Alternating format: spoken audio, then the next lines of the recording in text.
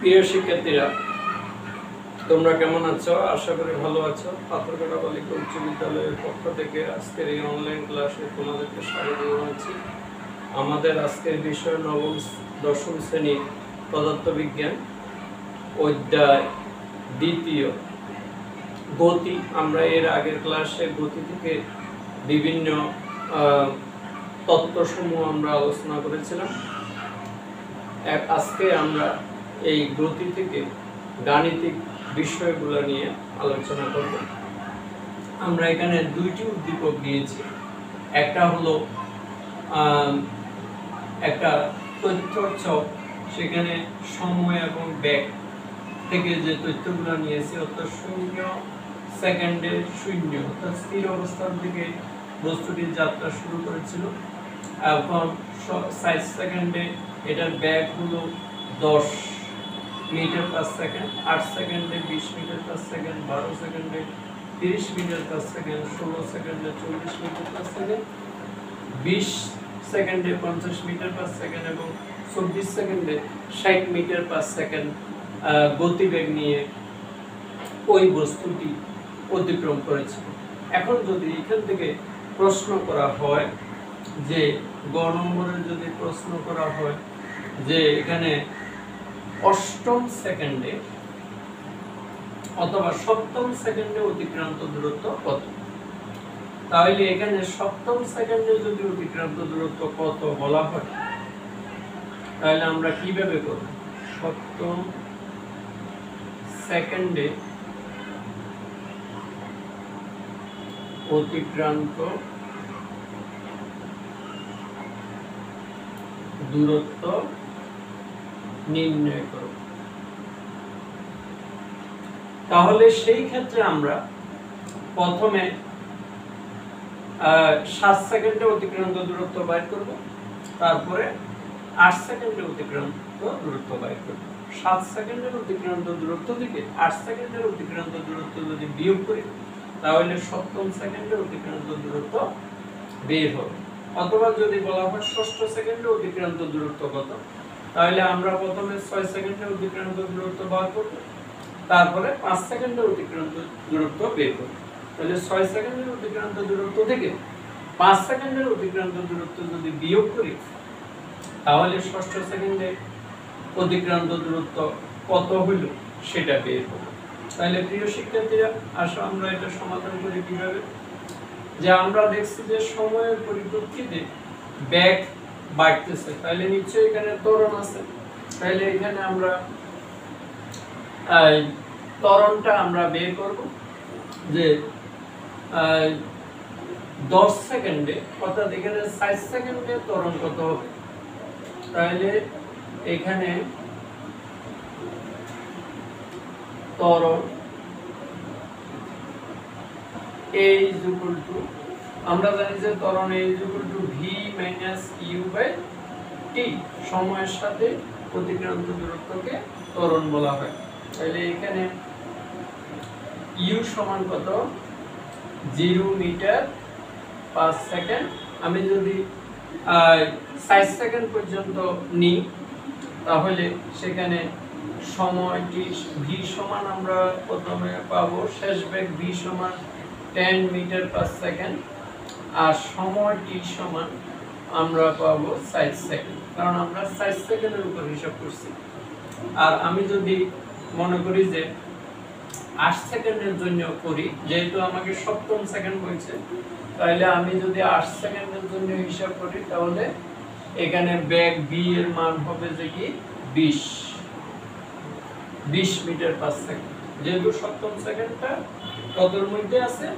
4 এবং 8 এর মধ্যে, তাহলে এই জন্য আমরা 8 সেকেন্ডের উপর ত্বরণটা হিসাব করছি।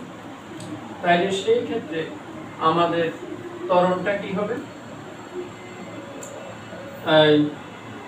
v এর মান হলো 20, u এর মান 0, আর সময় হলো 8 এত মিটার পার সেকেন্ড। তাহলে 20 কে যদি আমরা 8 দ্বারা ভাগ করি, তাহলে কত হবে? 8 দুগুণে 16, 5 8 40 এত মিটার পার সেকেন্ড। তাহলে আমাদের ত্বরণটা আসলো যে 2.5 মিটার পার সেকেন্ড। তাহলে এই ত্বরণটা 6 সেকেন্ডে অতিক্রান্ত দূরত্বের জন্য প্রযোজ্য, 5 এর জন্য প্রযোজ্য, 6 এর জন্য প্রযোজ্য, 7 এর জন্য প্রযোজ্য, 8 এর জন্য প্রযোজ্য। যেহেতু আমাদেরকে সপ্তম সেকেন্ডে অতিক্রান্ত দূরত্ব বের করেছে, তাহলে আমাদের এই ত্বরণটা সপ্তম সেকেন্ডে অর্থাৎ 7 সেকেন্ডে কত দূরত্ব অতিক্রম করলো সেটার জন্য প্রযোজ্য, এবং 6 সেকেন্ডে কতটুকু অতিক্রম করলো সেটার জন্য প্রযোজ্য। তাহলে আমরা এখান থেকে প্রথমে 7 সেকেন্ডে অতিক্রান্ত দূরত্ব বের করব। তাহলে আমরা ত্বরণের মান কত পেয়েছি? 2.5। তাহলে এবার লিখবে যে 7 সেকেন্ডে অতিক্রান্ত দূরত্ব S7 is equal to UT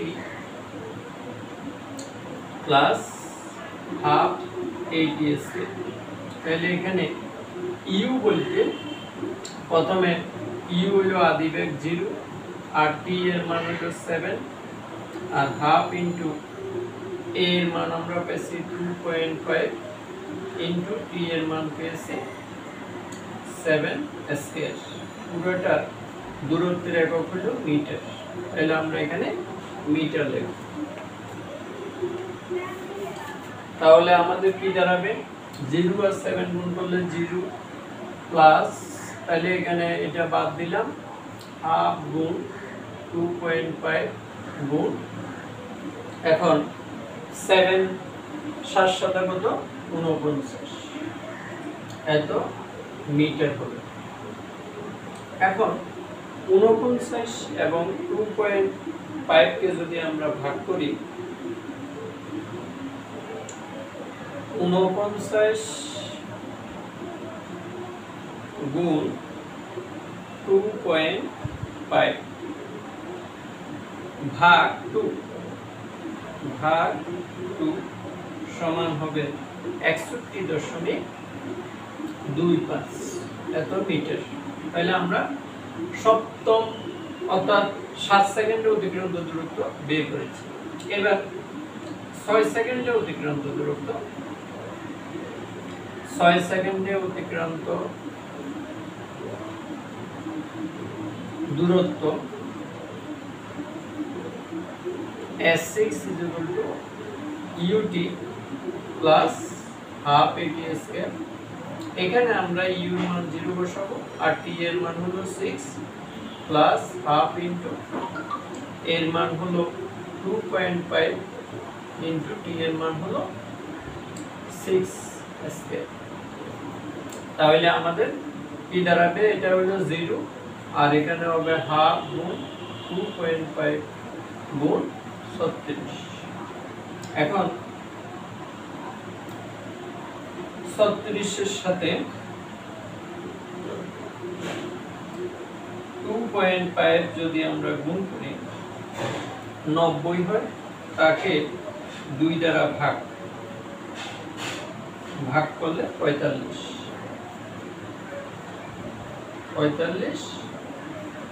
এত মিটার হবে।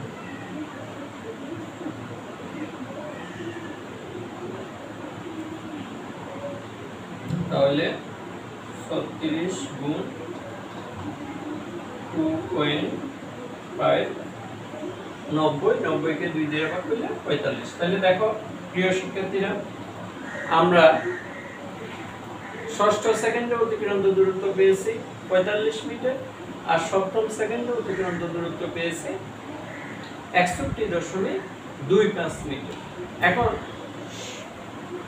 এইটা হলো 7 সেকেন্ডে, প্রথম 7 সেকেন্ডে অতিক্রান্ত দূরত্ব পেয়েছি 61.25 মিটার আর প্রথম 6 সেকেন্ডে অতিক্রান্ত দূরত্ব পেয়েছি 45 মিটার। তাহলে প্রথম 7 সেকেন্ডের অতিক্রান্ত দূরত্ব থেকে প্রথম 6 সেকেন্ডের অতিক্রান্ত দূরত্ব যদি বিয়োগ করে দিই, তাহলে সপ্তম সেকেন্ডের অতিক্রান্ত দূরত্ব বের হবে। তাহলে সুতরাং সপ্তম সেকেন্ডের অতিক্রান্ত দূরত্ব সুতরাং সপ্তম সেকেন্ডে অতিক্রান্ত দূরত্ব s সমান কত হবে 7 সেকেন্ডের অতিক্রান্ত দূরত্ব থেকে 6 সেকেন্ডের অতিক্রান্ত দূরত্ব বিয়োগ করতে হবে। তাহলে আমরা যদি বিয়োগ করি তাহলে 0.25 আর এখানে 11 থেকে 5 গেলে 6 আর এখানে 16.25 তাহলে 16.25 মিটার আমরা পেলাম। তাহলে সপ্তম সেকেন্ডের অতিক্রান্ত দূরত্ব হলো 16.25। তাহলে প্রিয় শিক্ষার্থীরা, তাহলে এই রকম সারণী থেকে যদি তোমাদেরকে অষ্টম সেকেন্ডে অতিক্রান্ত দূরত্ব বা একাদশ সেকেন্ডে অতিক্রান্ত দূরত্ব বা 19 সেকেন্ডে অতিক্রান্ত দূরত্ব কত সেটা যদি বের করতে বলে, তাহলে তোমরা কিভাবে বের করবে? 19তম সেকেন্ডে অতিক্রান্ত দূরত্ব যদি বের করতে বলে, তাহলে আমরা 19 সেকেন্ডে অতিক্রান্ত দূরত্ব বার করব, তারপর তার থেকে 18 সেকেন্ডের অতিক্রান্ত, এরপর 18 সেকেন্ডের অতিক্রান্ত দূরত্ব বার করব। 19 সেকেন্ডের অতিক্রান্ত দূরত্ব থেকে 18 সেকেন্ডের অতিক্রান্ত দূরত্ব বিয়োগ করলে 19তম সেকেন্ডের অতিক্রান্ত দূরত্ব বের হবে। তাহলে অর্থাৎ 1 সেকেন্ডের অতিক্রান্ত, 19তম বলতে এখানে 1 সেকেন্ড বুঝেছে, যেমন সপ্তম সেকেন্ড বলতে 1 সেকেন্ড বুঝেছে। অর্থাৎ প্রথম 6 সেকেন্ডের অতিক্রান্ত দূরত্ব আমরা বের করেছি, প্রথম 7 সেকেন্ডের অতিক্রান্ত দূরত্ব বের, প্রথম 7 সেকেন্ডের অতিক্রান্ত দূরত্ব থেকে প্রথম 6 সেকেন্ডের অতিক্রান্ত দূরত্ব যখন বিয়োগ করেছি, তখন সপ্তম সেকেন্ডের অতিক্রান্ত দূরত্ব বের হবে। এই ধরনের তোমাদের বইয়ে টেস্ট পেপারে এই ধরনের সপ্তম সেকেন্ড বা অষ্টম সেকেন্ড বা 19তম সেকেন্ড বা 23তম সেকেন্ড এইভাবে অনেকগুলা বের করার জন্য বলতে পারে। তাহলে তোমরা এইভাবে বের করো। আশা করি তোমরা এই অঙ্কটা বুঝতে পেরেছো। এবার আসো, প্রথম উদ্দীপক থেকে আমরা সপ্তম সেকেন্ডে অতিক্রান্ত দূরত্ব বের করেছি। এটা গ নম্বরের প্রশ্ন। এই ঘ নম্বরের প্রশ্ন যদি বলা হয় যে এটি লেখচিত্রের মাধ্যমে প্রদত্ত তথ্যটি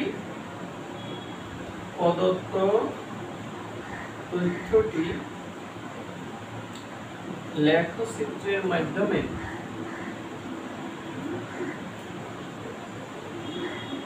উপস্থাপন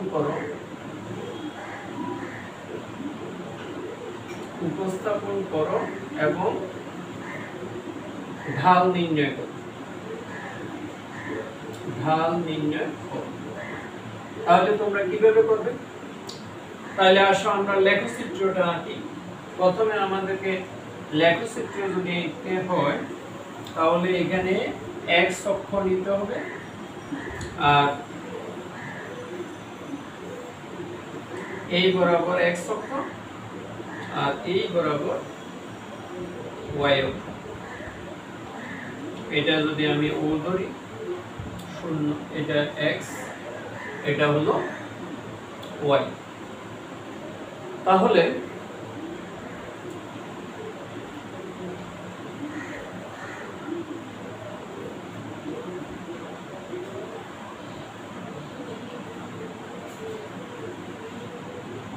এখন আমরা এটাকে সোজা করে আঁকবো। এটা হলো x, ox আর এটা oy। এখন প্রথমে এই দিকে হলো সময় নির্ধারণ করব, আর এই দিকে নির্ধারণ করব বেগ। বেগটা মিটার পার সেকেন্ড এককে আছে, সময়টা সেকেন্ড এককে আছে। আমরা 0 থেকে এই পর্যন্ত আমরা 4 লিখব, এই পর্যন্ত 8 লিখব, এই পর্যন্ত 12 লিখব, অর্থাৎ সমান দূরে দাগগুলো দেব। এই পর্যন্ত 16 লিখব, এই পর্যন্ত 20 লিখব, এই পর্যন্ত 24 লিখব। যেহেতু আমাদের 24 পর্যন্ত আছে, 24 সেকেন্ড।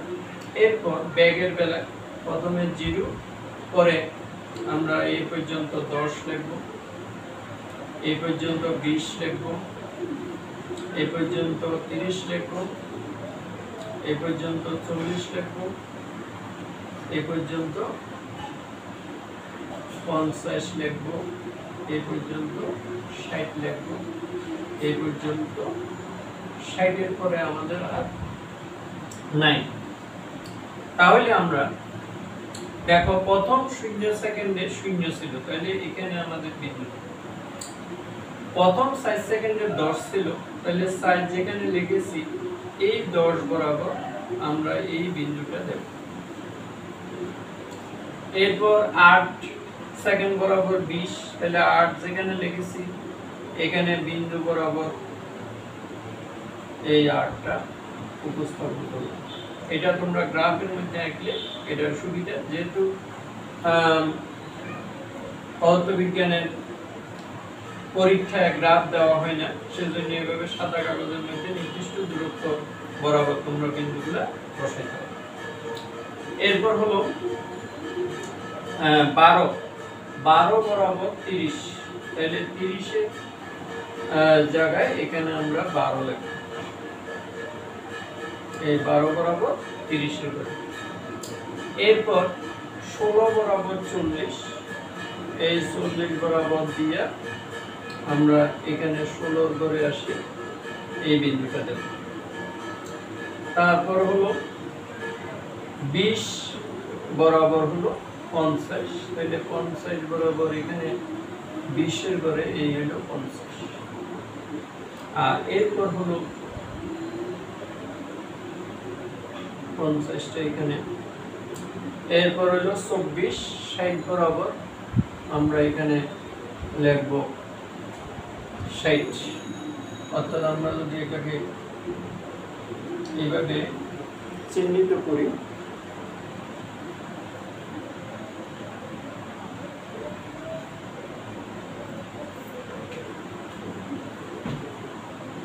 আমরা যদি এটাকে এই বরাবর লিখি তাহলে এটা এখানে হয়। অর্থাৎ তোমরা স্কেল দিয়ে দেখবে এটা 30 এই বরাবর, আর এটা 16 হলো 40, 16 40 হলো এই বরাবর, আর 20 এর 50 হলো এই বরাবর, এবং 24 এর 60 হলো এই বরাবর। অর্থাৎ এখানে যখন রেখাটা আমরা আঁকবো তখন এই রেখাটা সোজা চলে যাবে।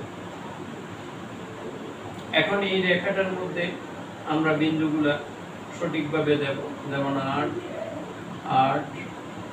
12, 16, 20, 24 এইভাবে আমরা বিন্দুটা দিয়েছি। এখন আমি যদি এটার সাথে এটা যোগ করে দিই,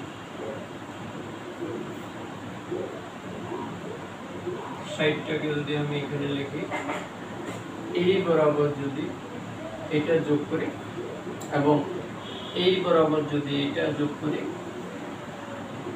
তখন আমাদের যে লেখচিত্রটা আসবে সেটা হলো, তাহলে দেখো তোমরা স্কেলের সাহায্যে যদি আঁকো আরো সুবিধা হবে, কারণ এই রেখাটা সোজা ঢালু বরাবর হবে এভাবে।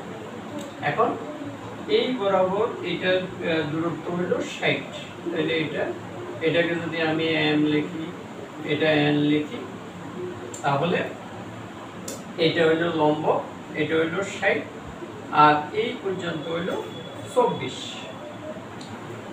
হলো সেকেন্ড। তাহলে যদি ঢাল বের করতে বলে, আমরা উচ্চতর গণিতে ঢাল নির্ণয় এখনো সেটা আলোচনা করা হয়নি। ঢাল সমান লম্ব বাই ভূমি। তাহলে লম্ব হইল কত? 60, এটা হইব মিটার, আর ভূমি হইল তোমার 24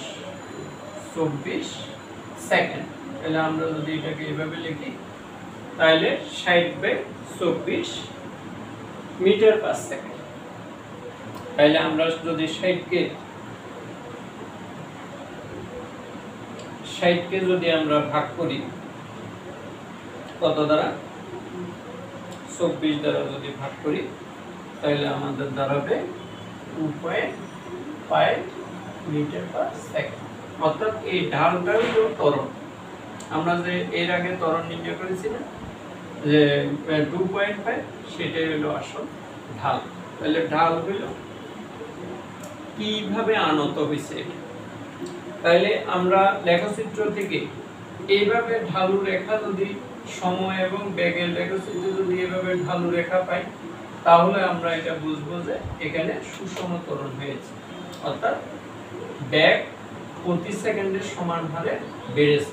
এই জন্য এটা হলো সুষম ত্বরণ এবং সুষম ত্বরণের বেলায় ঢাল নির্ণয় করা যায়। তাহলে ঢাল সমান কত হবে, এখানে লম্ব বাই ভূমি। লম্বের মান হলো বেগের মান 60 আর ভূমির মান হলো সময়।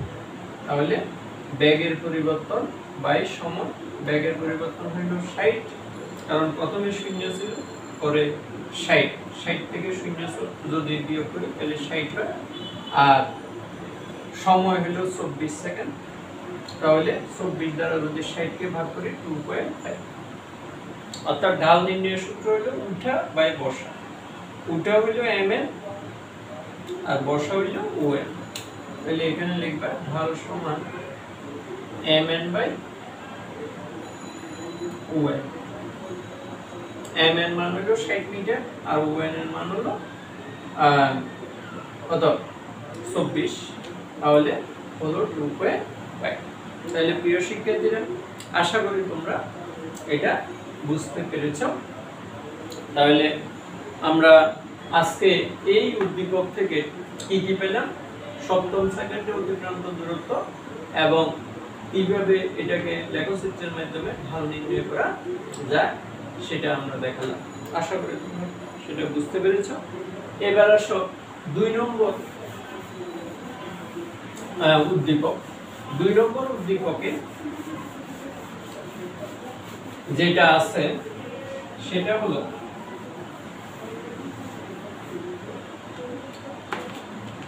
যে দুইটি গাড়ি 4 মিটার পার সেকেন্ড এবং 7 মিটার পার সেকেন্ড বেগে এবং 0.5 মিটার পার সেকেন্ড স্কয়ার এবং 0.4 মিটার পার সেকেন্ড স্কয়ার ত্বরণ নিয়ে একটি প্রতিযোগিতা শুরু করে এবং গাড়ি দুটি নির্দিষ্ট সময় পর্যন্ত প্রতিযোগিতা করে একই দূরত্ব অতিক্রম করে, তাহলে নিজেদের মধ্যে প্রতিযোগিতা শেষ করে। তাহলে এখানে দূরত্ব কিন্তু একই বলা হয়েছে।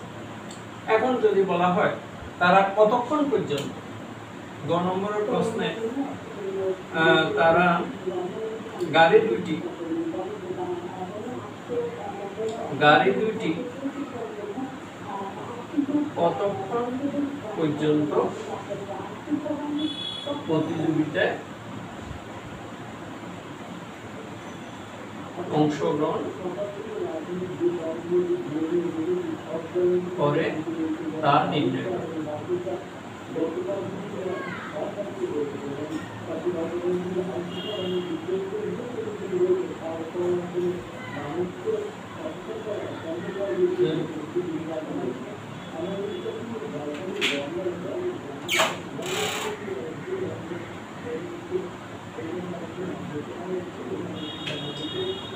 তাহলে গাড়ি দুটি কতক্ষণ পর্যন্ত প্রতিযোগিতায় অংশগ্রহণ করে তা নির্ণয় করে। তাহলে এখন আমরা এটা সমাধান করি। তাহলে কিভাবে করব, কতক্ষণ পর্যন্ত প্রতিযোগিতায় অংশগ্রহণ করে সেটা তো আমরা জানি না। তাহলে লিখি, ধরি, মনে করি প্রতিযোগিতায় অংশগ্রহণ করে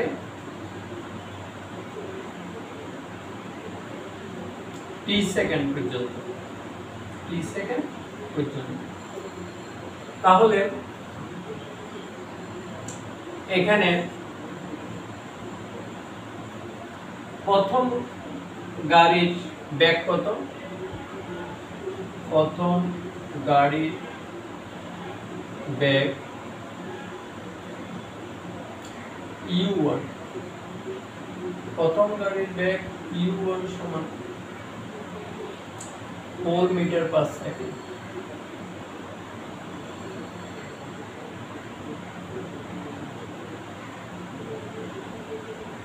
মিটার পার সেকেন্ড আর এটা সেকেন্ড। তারপরে দ্বিতীয় গাড়ির বেগ u2 7 মিটার পার সেকেন্ড। প্রথম গাড়ির ত্বরণ a1 সমান 0.5 মিটার পার সেকেন্ড আর দ্বিতীয় গাড়ির ত্বরণ a2 সমান 0.4 মিটার পার সেকেন্ড। তাহলে এখন সময় তো আমরা দিয়ে দিচ্ছি t সেকেন্ড, তাহলে প্রথম গাড়ির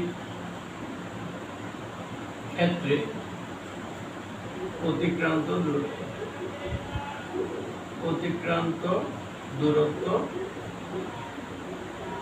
t, দূরত্বকে কি দ্বারা প্রকাশ করে? s, তাহলে s1 সমান u1 t, দোনোটার ক্ষেত্রে t সমান, তাহলে u1 t plus half a1 t square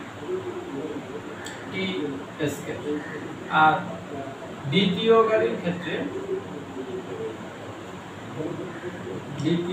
ক্ষেত্রে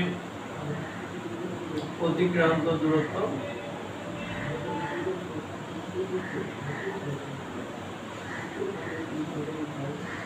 s2 সমান u2t plus half a2 t square. তাহলে এখন দোনোটা কিন্তু একই দূরত্ব অতিক্রম করবে, প্রতিযোগিতা শুরু করে এবং গাড়ির নির্দিষ্ট সময় প্রতিযোগিতা করে একই দূরত্ব অতিক্রম করবে। তাহলে প্রশ্ন মতে s1 সমান s2, অর্থাৎ তাদের দূরত্ব সমান। তাহলে আমরা s1 এর জায়গায় কি লিখব? u1t plus half a1 t square is equal to u2t plus half a2 t square. এখন u1 এর মান হলো 4, তাহলে এখানে 4t লিখব আর এর মান হলো যে 0.5। 0.5 কে যদি আমরা 2 দ্বারা কি করি ভাগ করি তাহলে কি দাঁড়াবে? 0.25, তাহলে 0.25 t স্কয়ার। আবার u2 এর মান হলো 7, তাহলে এখানে হলো 70 প্লাস হাফ ইনটু a2 এর মান হলো 0.4। 0.4 কে যদি 2 দ্বারা ভাগ করি 0.2 হবে। yes, তাহলে প্রিয় শিক্ষার্থীরা আমরা এখানে মানগুলো বসিয়েছি। u1 এর মান 4, এরপর t এর মান নাই, তাহলে 4t বসিয়ে দিলাম। a1 এর মান 0.5, তাকে 2 দিয়ে ভাগ করলে 0.25 t স্কয়ার হবে। আর u2 এর মান হলো 4, তাহলে 4t লিখলাম। আর a2 এর মান হলো 0.4, তাকে 2 দিয়ে ভাগ করলে 0.2 t স্কয়ার। এখন আমরা এটাকে এক পাশে নিয়ে আসব। এক পাশে যদি আনি তাহলে কি দাঁড়াবে? যে প্রথমে আমরা 0.25 t স্কয়ার লিখব, তারপর মাইনাস 0.2 t স্কয়ার লিখব, এরপর plus 4t minus 70 is equal to 0। এখন 0.25 থেকে 0.2t যদি বিয়োগ করে দিই তাহলে কত হবে? 0.5 টি স্কয়ার, এরপর হলো 7 টি থেকে যদি 4 টি বিয়োগ করি তাহলে 3 টি হবে ইকুয়াল টু 0। এখন যদি আমরা এখান থেকে টি কমন নিই তাহলে টি যদি কমন নিই তাহলে 0.05 minus T minus 3 equal to 0। এরপর হয় লিখব হয় টি ইকুয়াল টু 0 অথবা 0.05 টি মাইনাস 3 ইকুয়াল টু 0 বা 0.05 টি ইকুয়াল টু 3।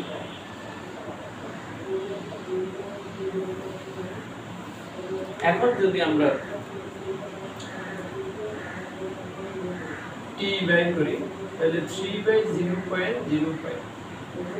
এখন যদি আমি দশমিক তুলে দিই তাহলে 3 গুণ দশমিক এর 1 গুণ দুইটা শূন্য নিচে হলো 5, 5 দিয়ে যদি এটাকে কাটি 5 20 100, তাহলে 3 20 কত 60 সেকেন্ড, 60 সেকেন্ড। তাহলে কিন্তু টি তো কখনো শূন্য হইতে পারবে না, কারণ এটার প্রতিযোগিতা অনেকক্ষণ সময়ব্যাপী হয়েছে। তাহলে টি নট ইকুয়াল টু 0, তাহলে আমরা টি এর মান পেলাম 60 সেকেন্ড। 60, তাহলে প্রতিযোগিতা কতক্ষণ পর্যন্ত হয়েছিল? টি সমান 60 লিখব। সুতরাং প্রতিযোগিতাটি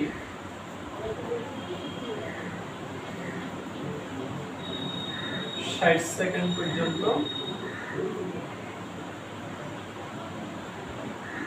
হয়েছিল।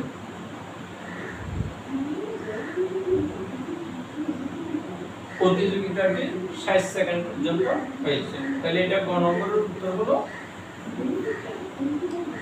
60 সেকেন্ড। তাহলে আমরা 60 সেকেন্ড লিখে দিলাম, এটা গ এর উত্তর।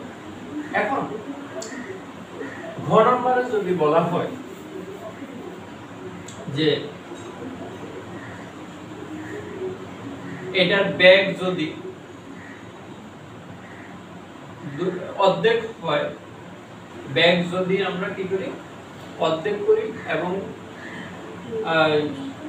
ত্বরণ যদি দ্বিগুণ করি, সেই ক্ষেত্রে তাদের দূরত্বের কোনো পার্থক্য হবে কিনা?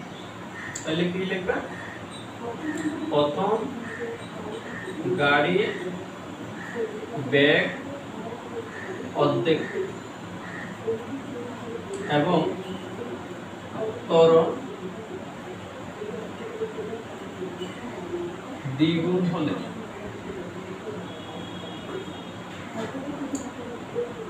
তাদের অতিক্রান্ত দূরত্বের কোনো পরিবর্তন হবে কিনা? পরিবর্তন হবে কিনা ব্যাখ্যা করো। তাহলে আমরা কিভাবে করব? যে প্রথম গাড়ির বেগ, তাহলে আমরা এখানে লিখব, এখানে প্রথম গাড়ির বেগ u1 সমান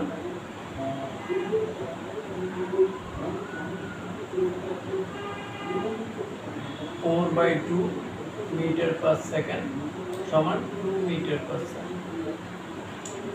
তারপরে প্রথম গাড়ির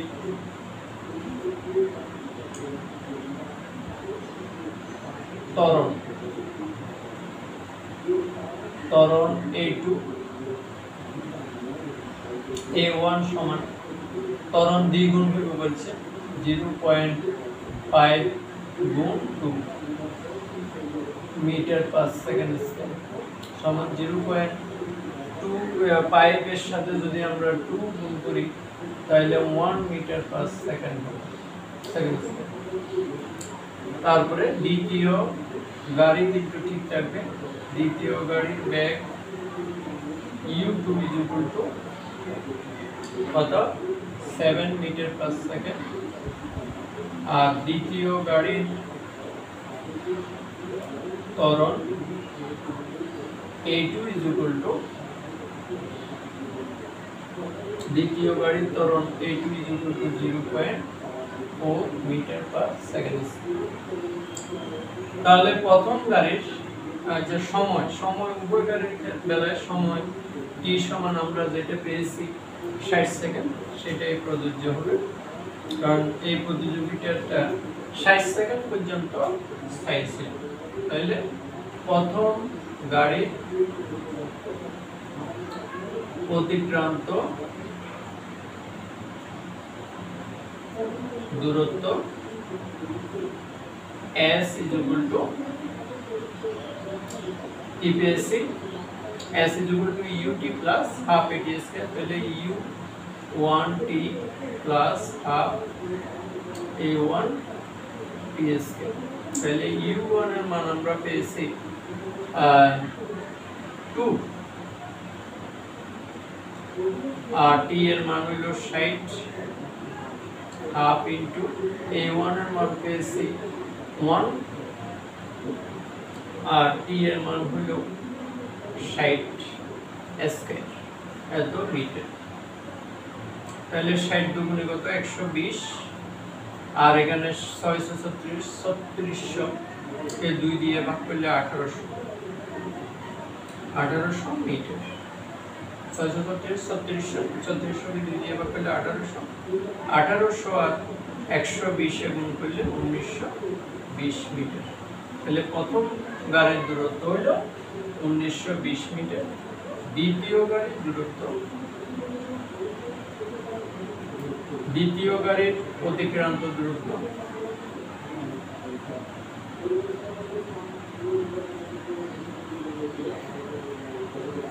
এটা যদি s1 হয় এটা s2 সমান u2t plus half a2 ts। এখন u2 এর মান কত হবে? u2 এর মান হলো 7 আর t এর মান হলো 60 আর হাফ ইনটু a2 এর মান হলো 0.4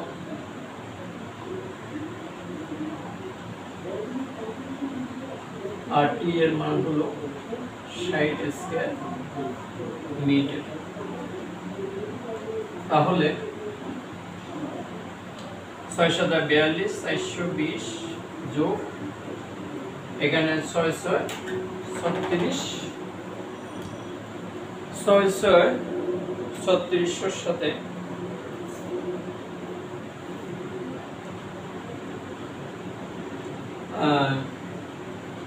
3600 গুণ 0.4 তাহলে 1440 ভাগ 2 720 এত মিটার। 720 যোগ 420 সমান হলো 1140 এত মিটার। তাহলে দেখা যাচ্ছে যে u2 এর মান হলো 7 আর t এর মান হলো 60 যোগ হাফ ইনটু a2 এর মান হলো 0.4 ইনটু t এর মান 60 এর বর্গ 3600 সাথে যদি আমি 3600 সাথে 0.4 যদি গুণ করি 1440 তাকে আবার 2 দিয়ে ভাগ 2 সমান হবে 720। 720 এর সাথে 420 যদি যোগ করে দিই তাহলে হবে 1140 মিটার। তাহলে দেখো প্রিয় শিক্ষার্থীরা, প্রথম গাড়ির যখন আমি ব্যাগটা অর্ধেক করলাম এবং ত্বরণ দ্বিগুণ করলাম সেই ক্ষেত্রে তারা যে সময়ে প্রতিযোগিতা করলো সেই সময় ব্যাপী প্রথম গাড়ি অতিক্রম করবে 1920 মিনিট, আর দ্বিতীয় গাড়ি আগের মোতাবেক ব্যাগ এবং ত্বরণ থাকায় সে অতিক্রম করবে 1140 মিনিট। তাহলে নিশ্চয় তাদের আগে যেভাবে ছিল উদ্দীপকে সেভাবে তাদের অতিক্রান্ত দূরত্ব একই ছিল, কিন্তু এখন তাদের অতিক্রান্ত দূরত্ব ভিন্ন। তাহলে আমরা মন্তব্যে কি লিখব? এখানে S1 is greater than, এখানে S1 is greater than S2, অর্থাৎ প্রথম গাড়ির অতিক্রান্ত দূরত্ব বেশি হবে, অর্থাৎ প্রথম গাড়ির অতিক্রান্ত দূরত্ব দ্বিতীয় গাড়ির তুলনায় অতিক্রান্ত দূরত্বের তুলনায় বেশি হবে। তাহলে প্রিয় শিক্ষার্থীরা, আশা করি আজকে এই গাণিতিক সমস্যাগুলো তোমরা বুঝতে পেরেছো। আমরা আজকে যে বিষয়গুলো আলোচনা করেছি, আমরা ব্যাগ এবং সরণের লেখচিত্র অঙ্কন করেছি এবং সেখান থেকে ঢাল নির্ণয় করেছি। এরপর আমরা সপ্তম সেকেন্ডে অতিক্রান্ত দূরত্ব বের করেছি। এরপরে আমরা দ্বিতীয় উদ্দীপক থেকে আমরা সময় নির্ণয় করেছি, অর্থাৎ দুইটি গাড়ি নির্দিষ্ট ব্যাগে এবং নির্দিষ্ট ত্বরণে আরোহণ করার ফলে তারা একই দূরত্ব অতিক্রম করলো এবং সেই ক্ষেত্রে তাদের প্রয়োজনীয় সময়টা কি সেই সময় নির্ণয় করেছি, এবং প্রথম গাড়ির ব্যাগ ও ত্বরণ পরিবর্তন করার কারণে তাদের অতিক্রান্ত দূরত্ব পরিবর্তন হয়েছে কিনা সেটা আমরা দেখিয়েছি। তাহলে আশা করি তোমরা এই দুইটা গাণিতিক সমস্যা বুঝতে পেরেছো। আজকে এই পর্যন্ত, আগামী ক্লাসে আমরা এই অধ্যায় থেকে আরো দুইটা সমাধান করব। আজকে এই পর্যন্তই। সবাই সুস্থ থাকো, ভালো থাকো, নিরাপদে থাকো, এই আশাবাদ ব্যক্ত করে আজকের ক্লাস এখানে সমাপ্তি ঘোষণা করেছি। ধন্যবাদ।